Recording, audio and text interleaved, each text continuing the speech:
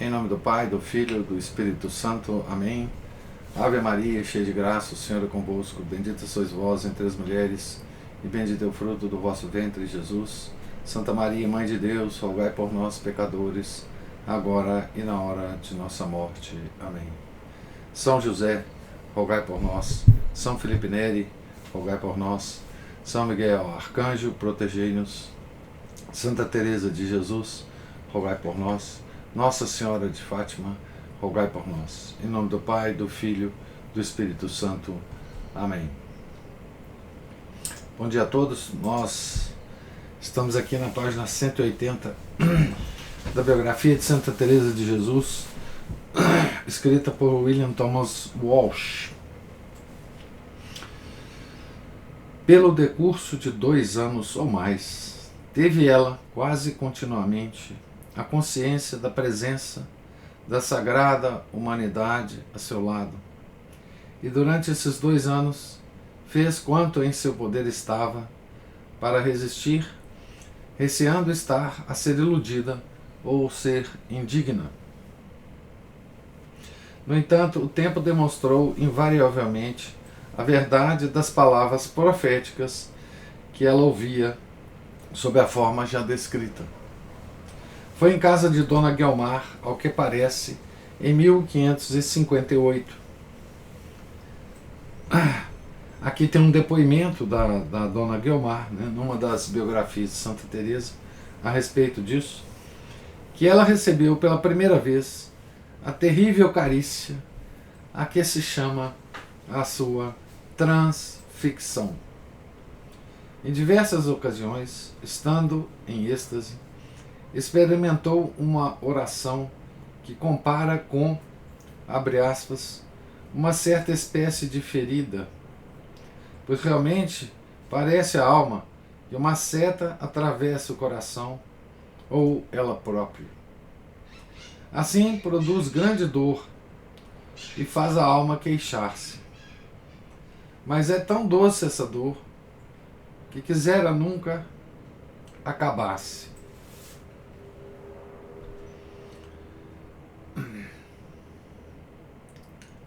Fecha aspas aqui. Não, não tem aspas. Ainda, deixa eu ver aqui. Não, ainda não. Deve fechar aspas aqui, sim. Teve também, algumas vezes, esta visão, abre aspas. Via um anjo perto de mim, do lado esquerdo, sob a forma corporal, o que não costumo ver senão muito raramente. Ainda que muitas vezes me apareçam anjos, não os vejo senão pelo modo que expliquei na visão passada de que falei primeiro. Capítulo 17. Nessa visão, quis o Senhor que assim o visse. Não era grande, senão pequeno, formosíssimo, o rosto tão incendiado, que parecia dos anjos muito próximos de Deus, que parecem abrasar-se todos. Presumo que seja dos chamados querubins, pois os nomes não me dizem. Mas bem vejo que no céu há tanta diferença de uns anjos a outros e destes a outros ainda, que não saberia dizer. Via-lhes nas mãos um comprido dardo de ouro, e na ponta de ferro julguei haver um ponto de fogo. Parecia-me meter-me pelo coração algumas vezes, de modo que me chegava às entranhas. Ao tirá-lo, tinha eu a impressão de que as levava consigo, deixando-me toda abrasada em grande amor de Deus. Era tão intensa a dor que me fazia dar gemidos de que falei. E tão excessiva suavidade vem gerada dessa dor grandíssima, que não há desejar que se tire, nem se contenta a alma com menos do que com Deus. Não é dor corporal, mas espiritual, ainda que o corpo não deixe de ter sua parte, e até bem grande. É um trato de amor tão suave entre a alma e Deus, que suplico a sua bondade o dê a provar a quem pensar que minto. Fecha aspas. Aos espíritos céticos, esta visão parecerá talvez uma das mais incríveis das aventuras místicas de Teresa, embora suceda ser esta uma daquelas em que suas palavras são apoiadas por uma prova objetiva. Após a morte, achou-se-lhe o coração atravessado no centro, como se houvesse sido trespassado por uma seta. Mais extraordinária ainda, o coração mantém-se ainda hoje inteiro e intacto, após 370 anos. Pode ainda ser visto no seu relicário, no convento carmelita de Alba de Tormes. Muitas lendas, algumas delas nascidas de uma devoção histérica, se têm inventado a respeito dele, mas, descontadas elas, fica o fenômeno autêntico. Em 1872, 3 médicos, professores de medicina e cirurgia da Universidade de Salamanca, fizeram um exame da sagrada relíquia a pedido da prioresa e deixaram um interessante affidavit. Mediram o coração. O affidavit é um relato, né? Mediram o coração.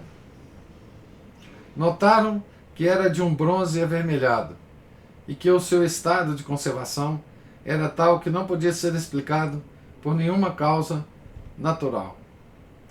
Acharam a perfuração, ou como lhe chamaram, com ultracientífica exatidão, uma solução de continuidade.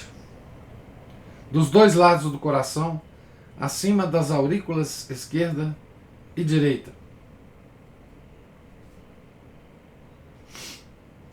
Os arrombamentos de Teresa foram se tornando frequentes e irresistíveis.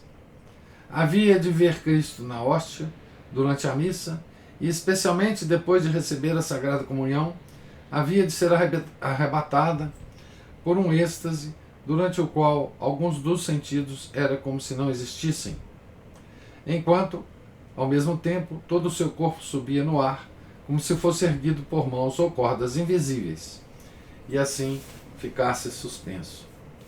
Muitas testemunhas fidedignas garantiram esse fenômeno de levitação. Aqui tem uma nota dizendo, por exemplo, Ana de Los Angeles, no Processo de Ávila, ver Silvério, na biografia que ele escreveu, tem esse testemunho da Ana dos Anjos, né? Um dia, quando estava ajoelhada no coro, esperando o toque da sineta, uma outra monja viu-a elevada umas 18 polegadas acima do chão. 18 polegadas é muito elevação, né? Uns 40 centímetros, 50 centímetros. Né? Segundo Iepes, ela subiu uma vez mais alto que o postigo por onde o bispo de Ávila tinha acabado de lhe dar a Sagrada Comunhão. Quando tal coisa acontecia na presença de outras pessoas, Teresa ficava muito aflita, pois não queria que o povo a julgasse santa. Uma ocasião, em que sentiu que estava para deixar o chão, tendo ao seu lado a Sagrada Humanidade, disse a Jesus: Senhor, por uma coisa tão pouco importante, como é dispensar-me de receber este favor, não deixeis que uma mulher tão má como eu seja julgada boa. Fecha aspas. Mas era evidente que o Senhor desejava atraí-la mais intimamente a si daquela maneira e tornar conhecedora a santidade dela. Em tais momentos, o rosto de Teresa era singularmente juvenil e belo, e por vezes resplandecia como o de Moisés ao descer do Monte Sinai. A essas alturas espirituais, ela chegou durante os anos de 1558, 1560. Podia exclamar como São Paulo: abre aspas, com Cristo estou crucificada. Agora já não sou eu quem vive, mas Cristo que vive em mim. Fecha aspas. Então, essa é a descrição que faltava, né? Do capítulo, dessas que descreve essas elevadíssimas orações, o contato que ela teve com o padre Cetina e depois com o padre Francisco de Borja, que hoje é São Francisco de Borja, né? E aqui nós começaremos um outro capítulo intitulado Por um Inferno de Tormento a Caminho do Fim do Temor. Quando ia adiantado o ano de 1558, o padre Prádanos deixou Ávila. O seu lugar como diretor de Teresa foi ocupado por outro jesuíta, o padre Baltazar Álvares. Como os primeiros confessores da companhia que Teresa teve, este era muito jovem. Tinha apenas 24 anos e estava no seu primeiro ano de sacerdócio. Nascido de uma nobre família da província de Logrono, entrara na Companhia de Jesus em 1555 e tinha começado o noviciado em Simancas, onde São Francisco de Borja o viu e nele descobriu grandes qualidades espirituais. Enviaram-no depois os superiores a Alcalá para tomar os graus de bacharel e doutor em artes e em seguida para fazer a sua teologia aos padres dominicanos de São Tomás de Ávila. Tinha feito apenas um pequeno curso de teologia quando, em 1558, foi ordenado, mas estava muito adiantado em teologia mística, submetia-se a grandes mortificações e era muito dado à oração mental. A sua aparência fria e até severa escondia um coração afetuoso e compreensivo, e não se passou muito tempo sem ter uma tal fama como diretor de almas que quase todos os jesuítas da província de Castela, mais velhos do que ele, costumava consultá-lo. Mal acabara de celebrar a primeira missa quando foi feito ministro do Colégio de Saint-Gilles. Durante os 9 anos em que lá viveu, habitou um quarto que nem sequer tinha uma mesa para o breviário e outros livros, e cuja única mobília eram os bancos feitos de toscas tábuas, sem ter costas, pois ele negava-se ao pequeno luxo de se sentar confortavelmente ou encostar-se a qualquer coisa.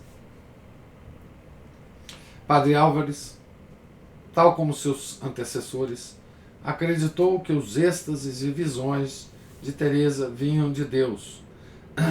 Devia também ter ouvido que o padre Francisco de Borja se tinha encontrado com ela uma segunda vez em 1557, quando viera a Ávila, depois de visitar em seu leito de morte a velha rainha Joana, a louca, a quem tinha levado, nas últimas horas de vida, a serenidade e a paz que por tanto tempo lhe faltaram. E que ele tinha, uma vez mais, aprovado a sua vida espiritual. O principal defeito daquele jovem jesuíta modesto e inexperiente era uma certa timidez, que por vezes o levava a deixar-se influenciar pelas opiniões dos que o cercavam. Alguns dos membros mais velhos da companhia, que sabiam das imposturas de Madalena da Cruz e outras, estavam ainda céticos a respeito da Beata de Ávila. Poucos, no entanto, iam tão longe como o padre Avellaneda, também jesuíta, que dizia aos seus alunos: não percam tempo com mulheres, mas com delicadeza e firmeza afastem-se delas. Fecha aspas. Então, como hoje, certo tipo de mulheres emotivas, que a si mesmas se imaginam santas, pode ser uma grande prova e até mesmo um perigo para os seus diretores espirituais. O padre Álvares, esse não era dos que erram por imprudência. Abre aspas, a sua grande humildade acarretou-me bastante sofrimentos. Aqui é uma declaração da própria Santa Teresa, né? Não era fácil tarefa para um jovem padre, embora santo, dirigir uma freira que tinha o dobro da sua idade, que a cada momento era capaz de ser arrebatada num êxtase do divino amor, que literalmente, falando, a faria erguer-se do chão. Naquela época, algumas das visões que tinha eram, para não ir mais longe, desconcertantes. Um dia, em véspera dos fiéis defuntos, estava ela em casa de Dona Guiomar a rezar com grande recolhimento pelas almas do purgatório, quando o demônio se empoleirou no livro do ofício e não quis sair enquanto ela o não fez voar com um salpico de água benta. E, abre aspas, nesse instante, dizia ela, vi que algumas almas saíam do purgatório, fecha aspas. Noutra ocasião, viu junto dela, abre aspas, um negrinho muito abominável que rangia os dentes, como desesperado por ver que, em vez de ganhar, perdia. Quando o vi, pus-me a rir e não tive medo. Havia comigo algumas pessoas e estavam perplexas em achar remédio para tanto tormento, pois ele me fazia bater com o corpo, a cabeça e os braços, sem que eu lhe pudesse resistir. Fecha aspas. Ela não se atrevia a pedir água benta para não alarmar as outras, que não viam a aparição. Por fim, como as pancadas continuassem, pediu que lhe dessem alguma. Eles tomaram-na e aspergiram-na com ela. As pancadas continuavam e o demônio deixou-se estar, sempre expelindo ódio. Finalmente, Teresa tomou ela própria um pouco de água benta e borrifou-o com ela. Com isso, se evaporou o mafarrico, deixando-a magoada e exausta, como se tivesse sido espancada por todo o corpo. Mais uma vez, estando ela ajoelhada no couro ou no seu auditório individual, as outras freiras ouviram terríveis pancadas. Também nessa matéria, o seu caso não foi único. Quando São Paulo fala de lhe ter sido dado um anjo de Satanás para o esbofetear, todos entendem essa afirmação em sentido puramente metafórico. Mas nada há de metafórico no caso moderno do Cura d'Ars, o qual, no século XIX, não apenas foi espancado e golpeado, mas teve as cortinas e roupas da cama incendiadas por mãos invisíveis. Nós já vimos isso aqui, né? Esse fato, né? Quando nós lemos a vida aqui do nosso São João Maria Vianney, querido São João Maria Vianney. Destes fatos, há tão numerosas testemunhas fidedignas que é preciso aceitá-los, a não ser que se esteja disposto a negar a validade de qualquer testemunho humano. Semelhantes acontecimentos não são agradáveis para aqueles que os sofrem, nem para os que lhes assistem, se os há. E o jovem padre Álvares pôde bem ter querido que algum outro o substituísse na direção de uma mulher que, semana após semana, lhe vinha contar histórias capazes de pôr os cabelos em pé, ao menos imaginativo dos homens. Para transtornar ainda mais as coisas, começaram a correr a Ávila algumas das coisas que se atribuíam à Beata da Encarnação, que voltara para o convento nos começos de 1559 ou ainda antes. Algumas pessoas começavam a olhar de soslaio para ela e para o seu confessor.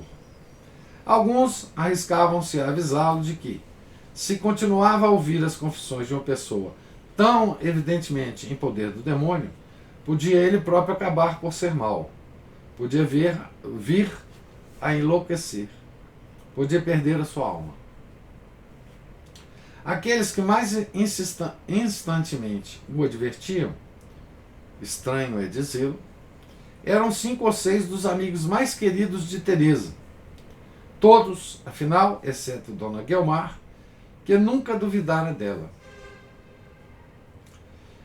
E nenhum deles estava tão firmemente convencido de que ela tinha sido enganada por espíritos diabólicos como seu velho amigo Dom Francisco de Salcedo. De fato, o Cavaleiro Santo foi ao ponto de pedir ao padre Álvares que a exorcizasse. E tudo isso, como Teresa admite, pelos mais generosos motivos, pois que, se aquilo que receava fosse verdadeiro, teria sido uma obra de caridade livrá-la de tão abominável criatura. É companhia, né? Grande parte da gente de hoje considera a possessão diabólica como uma espécie de gracejo medieval. Infelizmente, para essa teoria, há uma multidão de provas que garantem a realidade do fenômeno ainda na nossa própria época. Houve alguns exorcismos, por exemplo, nos Estados Unidos, nos últimos 10 ou 15 anos. Aqui tem uma nota. Por exemplo, aquele que em 1928 fez em Iowa o reverendo padre Theophilus Rissinger, e vem descrito no arrepiante panfleto Begone, Satan, pelo reverendo padre Celestine Casper, OSB, Ordem de São Bento, publicado na Abadia de São João, Collegeville, Minnesota.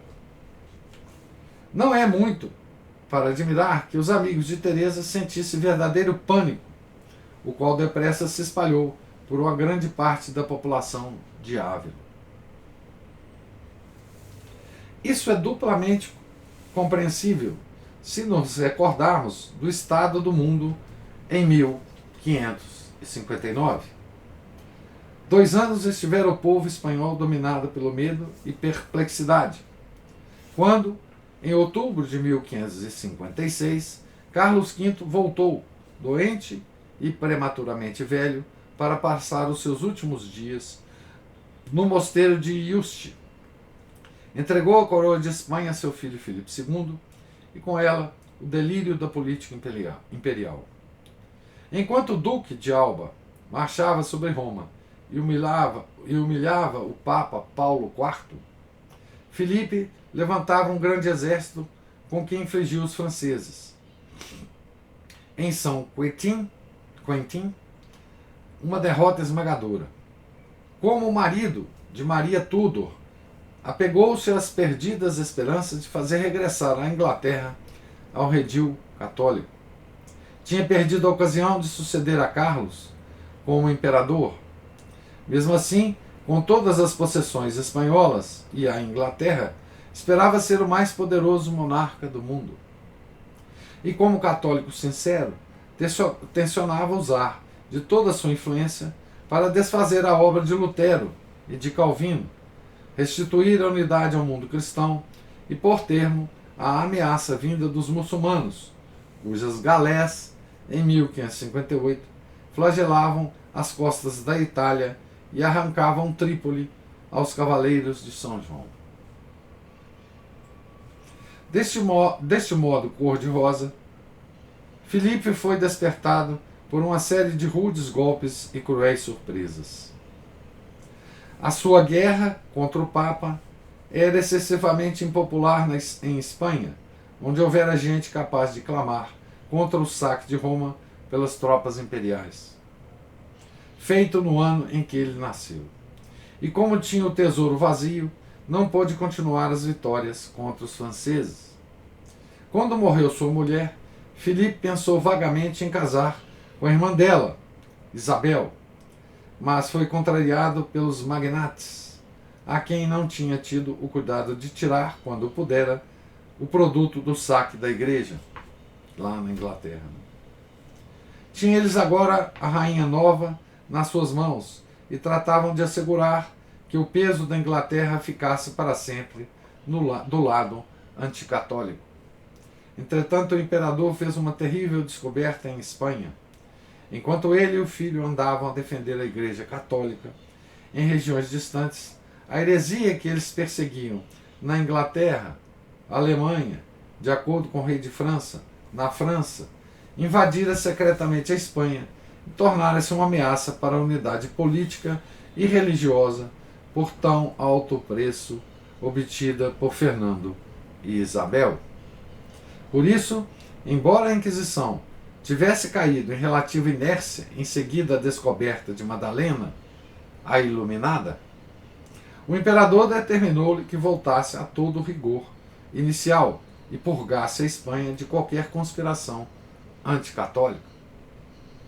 Daqui resultou o aparecimento de conjuras em que estavam envolvidos, juntamente com membros das mais ricas e influentes famílias da Espanha, até mesmo alguns dos capitães e pregadores favoritos do imperador.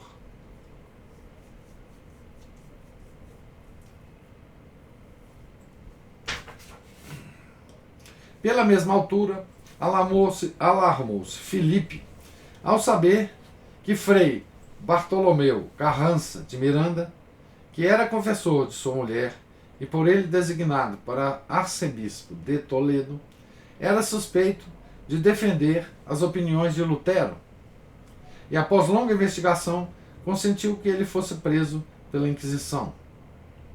Um eloquente pregador da corte, o doutor Constantino Ponce de la Fuente, veio-se a saber que era não apenas secretamente luterano, mas bígamo, e suicidou-se na prisão.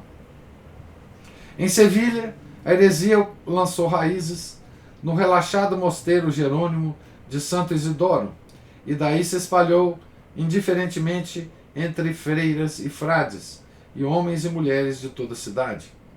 Em Valladolid, os luteranos faziam reuniões pelo meio da noite em casa de Dom Agustín Casala, doutor pela Universidade de Salamanca e um dos mais estimados capelães do imperador, até que as suas atividades foram reveladas pela ciumenta esposa de um deles. Então, desde essa época, as esposas são um perigo, né, para os homens que fazem alguma coisa errada, né? O perigo, não menos político que religioso, que em tudo isto havia para uma Espanha restaurada na sua independência e unidade, só uma geração atrás, está patente na terrível fanfarronada que se atribui ao Dr. Casala na prisão do Santo Ofício. Abre aspas. Se tivessem tardado 4 meses a perseguir-nos, teríamos sido tantos como eles, e em 6 meses lhes teríamos feito a eles o mesmo que eles agora nos fazem. Fecha aspas. Isso é o Dr. Casala na prisão, né? Dizendo essas palavras. A história dos movimentos protestantes em qualquer outra parte faz pensar que, quando Filipe deu ordem ao Santo Ofício para tomar as mais rápidas e severas providências contra os conspiradores de Valladolid e de outros lugares, salvou o seu país de uma dessas guerras civis que devastaram a França durante meio século e assolaram a Alemanha na Guerra dos 30 Anos. Filipe estava ainda nos Países Baixos, mas a sua irmã e regente, a infanta Dona Joana, executava as instruções que ele lhe dava para colaborar de todas as formas com os inquisidores. Quando Casala e mais 30 foram achados culpados, ela e Dom Carlos, herdeiro do trono, juntamente com Dom João da Áustria, assistiram a um grande auto de fé que se celebrou em Valladolid em 21 de maio de 1559. Havia anos que não se realizava em Espanha nada de tão terrível. Uma multidão de mais de 200.000 pessoas se reuniu para ver a brilhante e sombria procissão, no cabo da qual, em amarelos sambenitos, marchavam tantas pessoas de alta posição social, encabeçadas pelo famoso Dr. Casala. 16 que se arrependeram ou tiveram circunstâncias atenuantes em seu favor, abjuraram de seus erros e foram absolvidos pelo arcebispo e reconciliados com a igreja. 14 foram entregues pela Inquisição aos oficiais régios como hereges, impenitentes e perigosos. E como a heresia era considerada uma forma de alta traição, e pior ainda, foram levados para fora dos muros da cidade, em seguida ao alto e queimados pelos oficiais públicos. Assim morreram o Dr. Casala e seu irmão Francisco de Viveiro, ambos sacerdotes que tinham secretamente traído a fé que professavam. As suas duas irmãs, um cavaleiro da Ordem de São João, um cavaleiro de Zamorra, um juiz chamado Herrera, o bacharel Herrenzuelo e mais 3 mulheres. Todos, menos um, foram estrangulados antes de serem queimados. Algumas das mulheres eram freiras e, até ser descoberta sua hipocrisia, eram tidas por santas.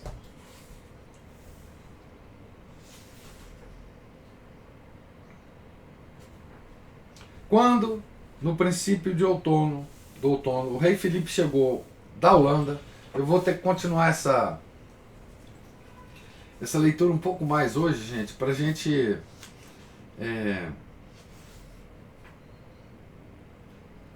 entender como que essa história geral do que estava acontecendo afetou a nossa Santa Teresa aqui, tá? Até chegar numa parte que eu possa parar.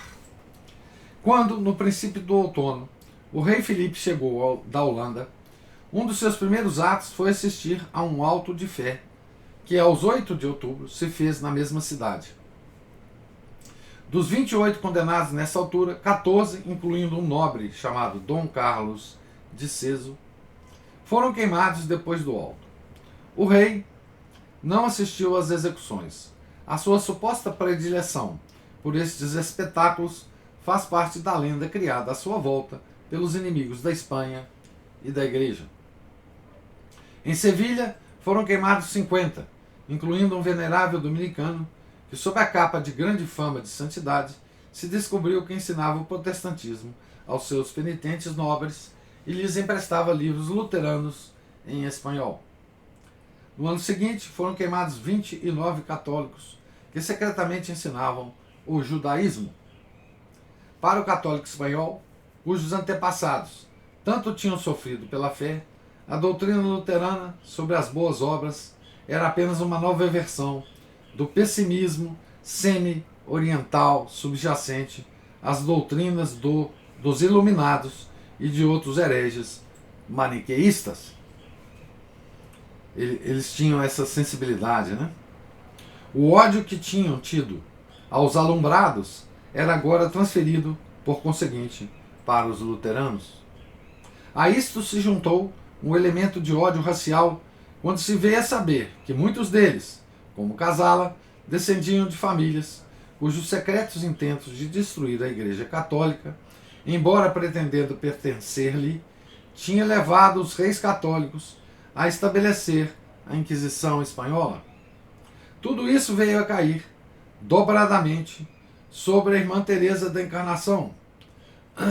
Já tinha sofrido de uma injusta comparação com a famosa Madalena, a alumbrada.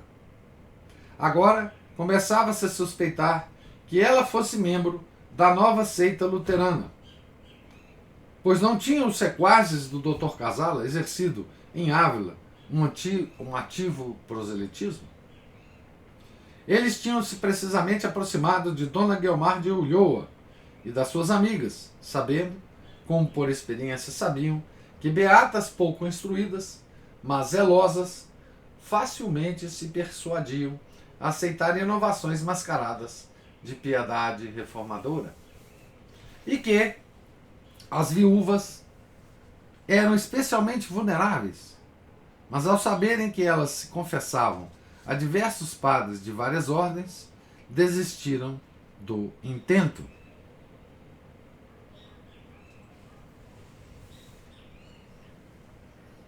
Algo de tudo isso começou sem dúvida a ser conhecido em Ávila.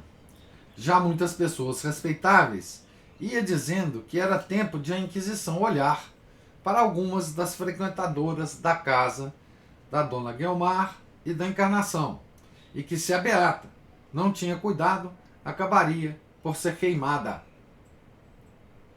Se pessoas ilustres da corte tinham sido mandadas para a fogueira, como esperaria ela escapar? Algumas das monjas do seu próprio convento, especialmente aquelas que nunca tinham tido nenhuma espécie de experiências místicas, julgavam-na iludida e possessa, e assim levavam a atmosfera de suspeita até a porta mesmo da cela de Teresa. Das pessoas mais conhecidas, houve quem começasse a evitá-la.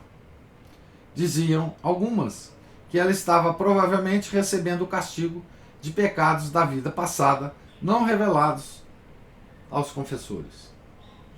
Outras diziam que era uma alma perdida, fora de toda esperança de redenção. O que mais lhe custava era sofrer a má opinião de gente boa, cuja desconfiança era perfeitamente de boa fé. Eu vou parar então por aqui,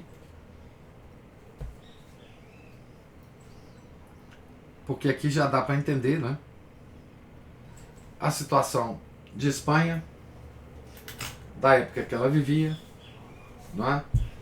E as suspeitas das pessoas bem intencionadas e das mal intencionadas, obviamente, né? As coisas realmente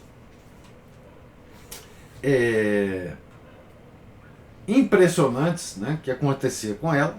Então, se a gente pensa nas coisas impressionantes que aconteciam com ela, né, nos seus êxtases, né, esse clima de desconfiança geral, com o protestantismo invadindo a Espanha, e o recrudescimento da Inquisição na Espanha,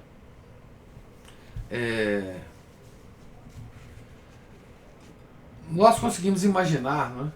Então, e vocês imaginam também, né, que no convento da Encarnação, né, como tinha muitas monjas, né, 130,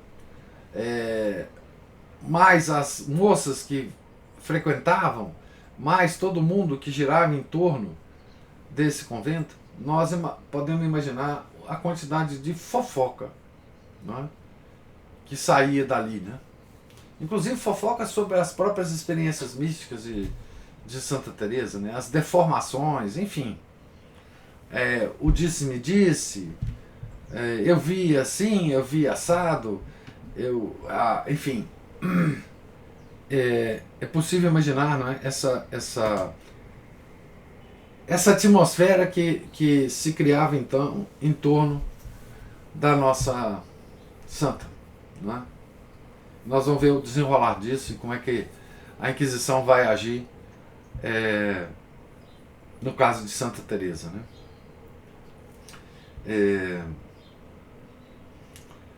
Eu lembro de uma certa vez que, lendo eu acho que foi uma notícia ou mesmo um artigo do Frei Beto, eu não sei se foi uma notícia a respeito do Frei Beto ou foi um artigo dele. Eu lembro até que foi no Estado de Minas, no jornal aqui, quando existia jornal impresso ainda, e eu assinava.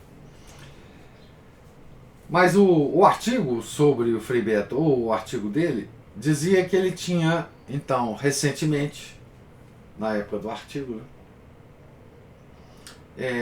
pregado para um convento, pregado num retiro num convento carmelita do Nordeste, não sei exatamente onde.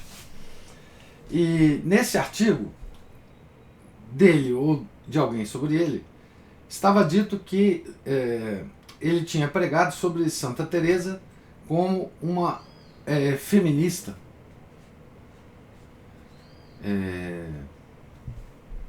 Avant la lettre, né? A pregação dele foi toda essa, né? Que Santa Teresa era uma feminista, né? Era uma mulher independente, e eu lembro que eu escrevi um post no blog dizendo assim, ela era tão independente que ela se submeteu voluntariamente a um processo da Inquisição espanhola, né? Que o mundo considera tão terrível, né? Tão terrível, tá? Então, essa é a nossa feminista aqui do Frei Beto, né? Tá certo? Eu quero comentar também uma outra coisa. Nós lemos aqui há uns dias atrás, eu não vou saber exatamente aonde que está a referência, mas o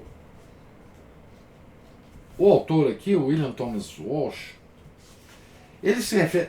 Já encontrei a página aqui. Na página, para quem tem o livro aí, na página 151, quando o William Thomas Walsh estava falando sobre os alumbrados da Espanha, referente àquele caso da Madalena da Cruz, ele traça um paralelo entre os alumbrados da Espanha e os Illuminati da Baviera, né? E ele cita, tem uma citação dessa página 151, que diz assim: para outros pormenores acerca dos Illuminati espanhóis, ver os meus Characters of the Inquisition, página 204 e seguintes. Por obra e graça de nossa amiga Ana Paula, ela descobriu que esse livro está editado pela Cultor de Livros, traduzido, né? Deixa eu pegar ele aqui.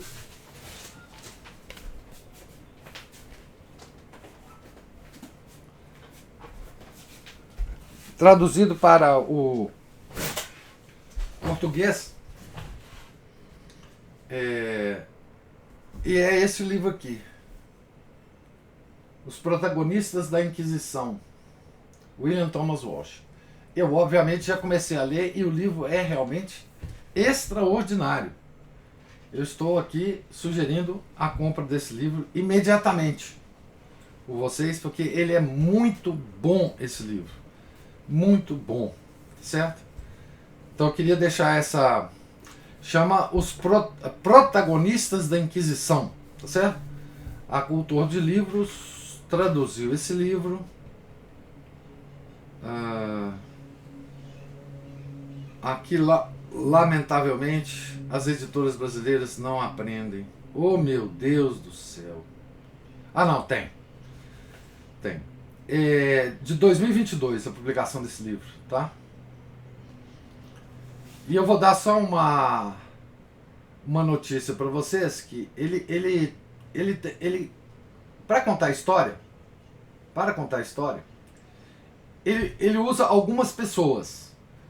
1, 2, 3, 4, 5, 6, 7. 7 pessoas ele usa aqui como mote para cada capítulo. O primeiro capítulo, ele tem uma introdução, um prefácio. O primeiro capítulo de um protagonista da Inquisição é ninguém mais, ninguém menos do que Moisés. Os da Tábua da Lei. Tá certo? Então, é muito interessante esse livro, mas muito interessante. Tá? Então, eu estou tendo muito prazer em lê-lo. Tá certo? Bom, eu agora falei demais. Eu quero ouvir as observações e comentários de vocês, por favor.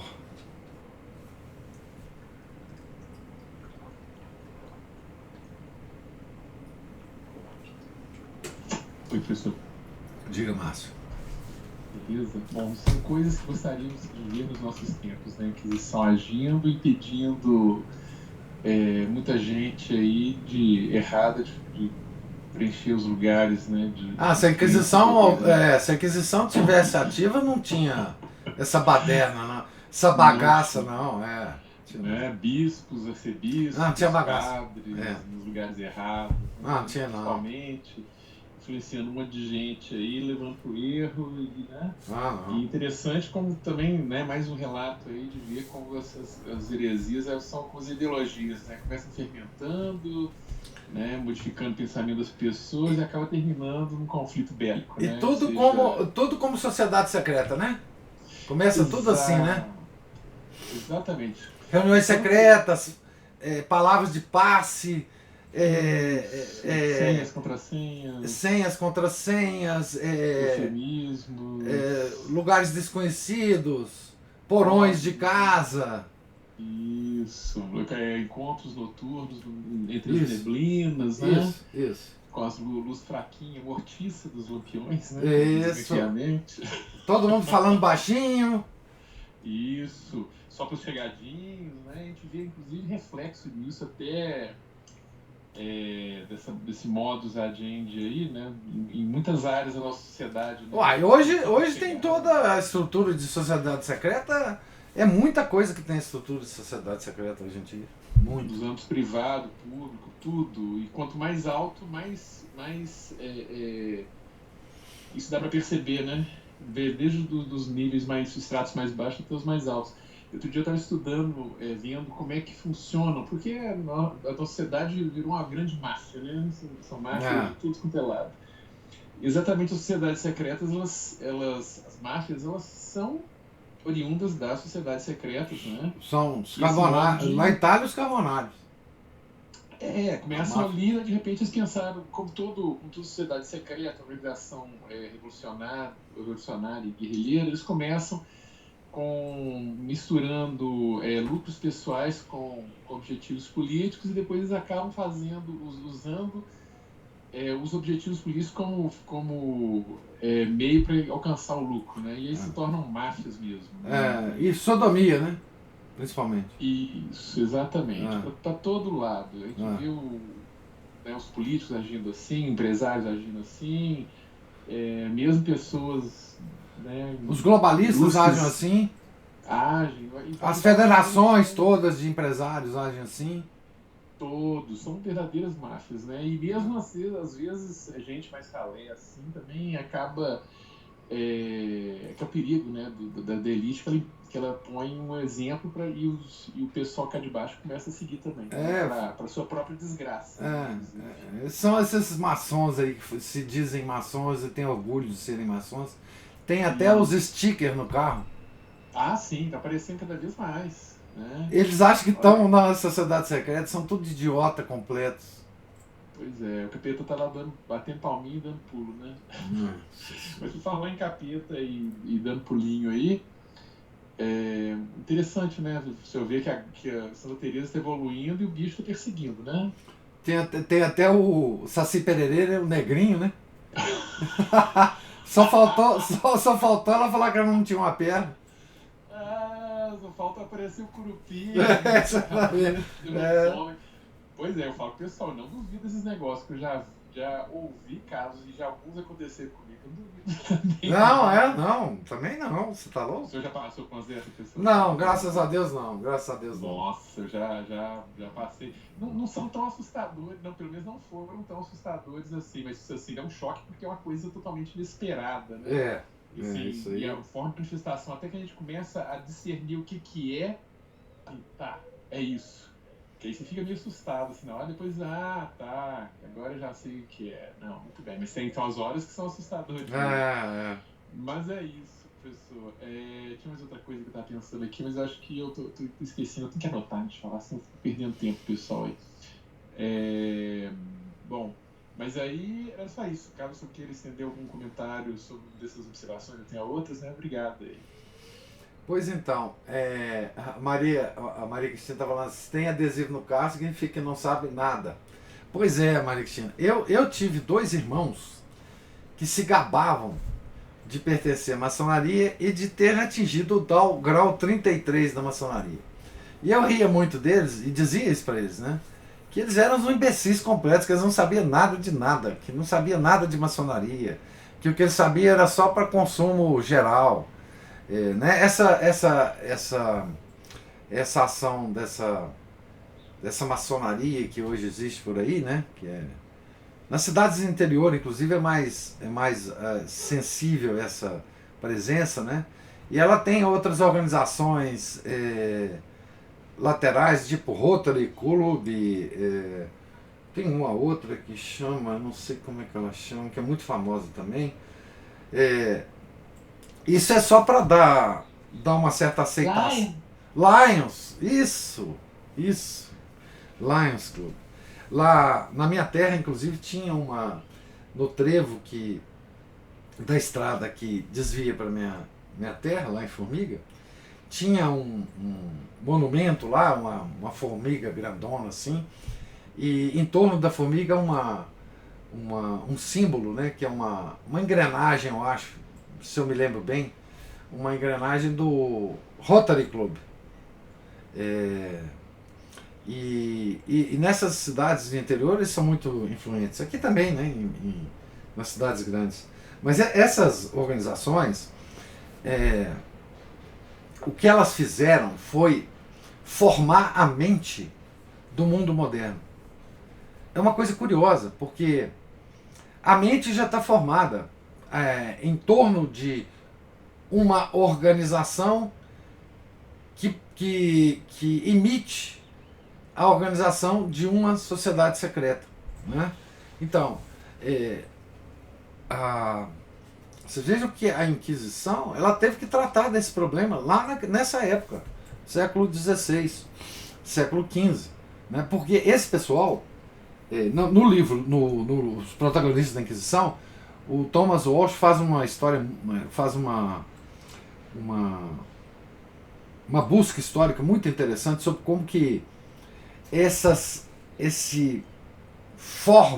forma organizacional das sociedades secretas começou a invadir a Europa cristã e fez com que a igreja criasse a Inquisição. Foi exatamente para lutar contra esse pessoal, certo? Dessas sociedades secretas. Por que elas tinham que ser secretas?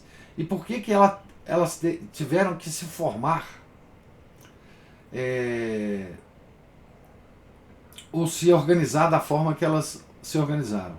Porque elas estavam invadindo uma sociedade puramente cristã que não ia aceitar aquelas besteiras que eles estavam falando. Então eles tiveram que se proteger, né? E se organizar no segredo. E tudo isso foi formado a partir daí, né? Todo o impulso, o ímpeto de se organizar em torno da forma da sociedade secreta partiu daí. Quando a Europa se dividiu em países católicos e países protestantes, o que aconteceu com esse pessoal das sociedades secretas? Eles todos fugiram dos países católicos e foram para os países protestantes. Por isso que Alemanha e Inglaterra foram os centros do século, sei lá, 16, 17, 18, das bruxarias. Né? E da ciência moderna também. Mas o Felipe está falando assim, na entrada de Cruzeiro tem exatamente isso. E ao lado uma imagem de Nossa Senhora. Aí é a tal coisa. Porque eles se dão bem com os padres, os padres são membros desses Rotaries, desses Lions Club da vida, até de maçonaria também. Na cidade interior é tudo junto e misturado. Né? É um horror. Né? Um horror. Mas falei demais, quero ouvir vocês aí. Senhora, eu fui citada aqui. Tem direito de resposta. Mas é porque quando eu gosto de um autor, né, e esse já é o segundo livro desse autor que a gente lê aqui, e eu já li aquele de Nossa Senhora de Fátima também. Muito bom. Também, muito bom. Aí eu fui olhar se tinha mais coisas dele, porque realmente a forma dele escrever é muito bom. Né, é muito bonita, né? Mas eu fiquei tô aqui pensando que se Filipe II visse como está a Espanha em tempos de Filipe VI, não é?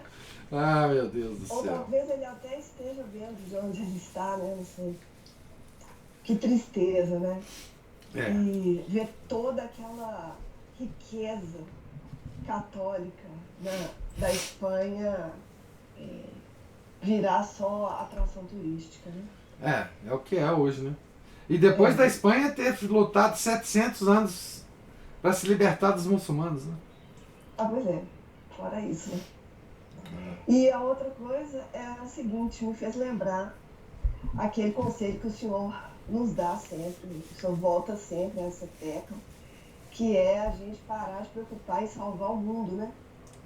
A gente tem que se concentrar no nosso pequeno entorno, a nossa família, né? Os nossos amigos mais próximos, isso não tem dúvida. De origem, no máximo ali. Porque o que o Filipe II fez? Ele quis salvar o mundo, né? E desguarneceu, deixou o próprio país, né? O próprio território, exatamente. Tão infiltrado, né? Nossa, foi surpreendente ler isso aqui, ver como que estava. Foi uma infestação que aconteceu. Foi. Os protestantes foram assim, né? Inclusive, veja, o Henrique VIII, ele conseguiu, na Inglaterra, evitar os protestantes lá, até um certo ponto, né? Mas assim, era muito difícil. Né? Até a Ana Bolena, por causa dos carinhos e encantos da Ana Bolena, Ana Paula. Você não... Hoje só falou aí das mulheres, né? Que nós somos um perigo. Né? Nossa senhora, você viu lá, né? O cara foi entregue. O cara foi entregue pela esposa. É impressionante. Só elas e que não sabem disso, né? Nossa, graças a Deus. Graças a Deus, pelo amor de Deus. Não vou contar para elas, não. Mas os encantos da Ana Bolena. Depois aí acabou, né? Enfim. Agora, os luteranos, eles entraram um pouco na Inglaterra. Porque o Henrique VIII nunca, de fato, gostou de luterano. Quem entrou na Inglaterra foram os calvinistas. Principalmente através da Escócia, enfim. Ali foi uma coisa horrorosa. E a Inglaterra, ela criou uma espécie muito especial de protestantismo, né, que é a Igreja Anglicana.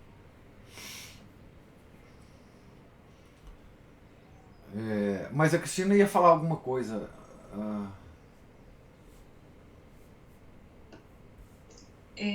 Guardava conexão com um comentário que o senhor fez sobre como que...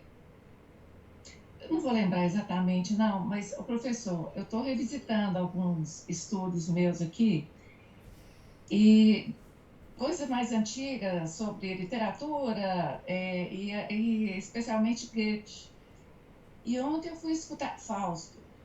Ontem eu fui escutar um comentário de uma professora da USP que gravou uma entrevista há mais de 10 anos sobre Fausto. Foi isso que você falou da Inquisição.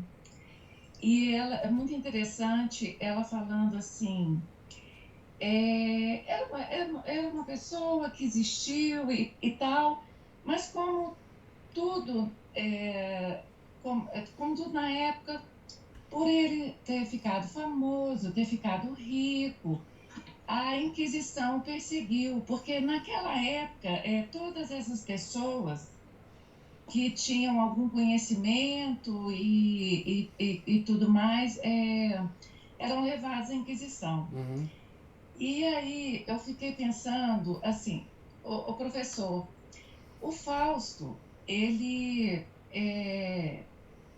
foi usado, relembrado primeiro na Inglaterra, acho que é Stuart Mills, não vou lembrar direito.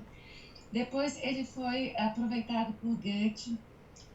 Depois, quer dizer, toda essa linha de romantismo e de literatura do esteticismo alemão, quando a gente vai ver as raízes do nazismo, as raízes da psicanálise junguiana, o próprio Nietzsche, que precedeu o Jung, toda essa gente está alinhavada pela lenda de Fausto. Assim, não necessariamente a lenda, mas assim... O espírito. Como? O espírito. O espírito, porque esse pacto fáustico que o Goethe... e outra coisa, o Goethe, você não sabe de quem que ele era amigo? Do Swedenborg. Eu sei, ele tem um texto assim, que elogia demais o Swedenborg. Pois é. O Goethe era bruxo. Pois é, o Goethe era bruxo, alquimista. Aí só precisa ver a apresentação da professora, que é assim, ele era astrofísico, astroquímico, ele era físico, químico, biólogo, mas assim, bruxo, alquimista. Então, quando o senhor falou da Inquisição, nesse tempo, e o que fizeram... É impressionante, assim, a academia, quando você escuta a academia falar desses demônios, é como esses ambientes super limpos e de arquitetura Bauhaus, que a gente vê, tudo quadradinho, certinho. A cabeça da academia na literatura brasileira, na literatura do mundo, é desse jeito. Eles limpam o ambiente como se o Goethe fosse assim, né, a pessoa mais desprovida de segundas intenções. Exato. Um homem brilhante e tudo mais. E eu fico pensando assim, eu nunca soube da Inquisição ter condenado essas obras literárias. Pois esse aqui é o problema. O índice Librorum Prohibitorum só se preocupou com livros doutrinários. Ele nunca se preocupou com livros de literatura. Nunca. Infelizmente. Que pena. Agora o Goethe, esse pessoal, eles estavam fora da linha de visada da Inquisição, né? Por causa assim, se você segue o passo dos alquimistas e dos bruxos, eles se dividiram e foram para a Alemanha e Inglaterra. Todos eles, na França, na Itália, todos eles fugiram. Exatamente porque esses dois países não iam submetê-lo à Inquisição, né? Então, assim, tudo surgiu daí. Os franceses, por exemplo, fugiram para... Os huguenotes, né? Franceses fugiram para a Inglaterra, para a Alemanha. Então, assim... Eu vou falar uma coisa, talvez seja absurda, mas para mim, o Goethe, ele nasceu um pouco antes da Revolução Francesa. Assim, um pouco antes. Acho que ele pegou já a Revolução Francesa, já no meio da vida, e não prestou muita atenção nela, não. Porque ele não era revolucionário, mas ele era realmente um bruxo. Né? E foi um homem brilhante. A suspeita, né, de quem estuda a biografia dele sobre esse aspecto, e isso é muito raro, percebe um pacto fáustico na própria vida dele. Isso. Ele era especialista no que ele escreveu. É isso. Agora, eu acho que do mesmo jeito que Voltaire foi uma das figuras mais importantes na linha de pensamento que levou à Revolução Francesa, o Goethe é tão relevante quanto Voltaire nessa linha, digamos, de subversão digamos assim, da visão transcendente do cristianismo. Ele tinha ódio ódio ao cristianismo, ele tinha ódio à Igreja Católica. E a argumentação transcendente contra a Igreja, eu acho que ela é de uma linha do Goethe. Eu não sei, eu acho que ele tem esse papel importante, assim.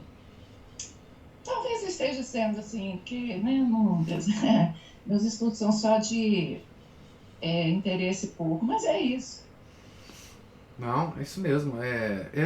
Enfim, só de saber que ele era bruxo, enfim, se existisse Inquisição na época, se ela tivesse ativa, ele estaria sendo olhado e inquirido pela Inquisição, certamente, né? São figuras que